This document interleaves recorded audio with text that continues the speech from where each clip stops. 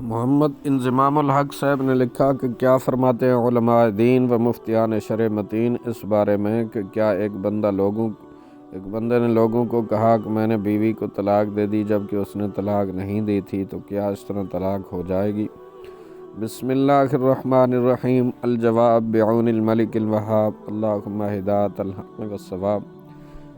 دیکھیں، اس بارے میں حکم شریعت یہ ہے کہ لوگوں کے سامنے طلاق کا جھوٹا اقرار کیا، اگرچہ حقیقت میں اس نے طلاق نہیں دی تھی تو بھی قضاء طلاق کا حکم لگے گا اور طلاق واقع ہو جائے گی۔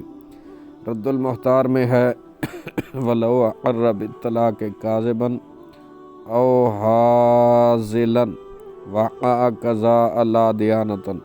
جب شوہر نے طلاق کا اقرار کیا جھوٹ بولتے ہوئے یا مذاق کرتے ہوئے تو قضاءً طلاق واقع ہو جائے گی، دیانتاً واقع نہ ہوگی۔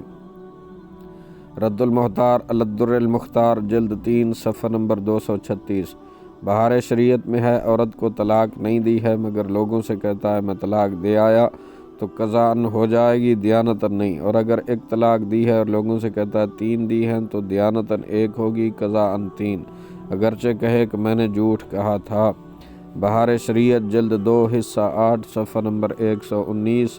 واللہ اعلم عز وجل ورسولہ عالم، صلی اللہ تعالی علیہ وآلہ وسلم۔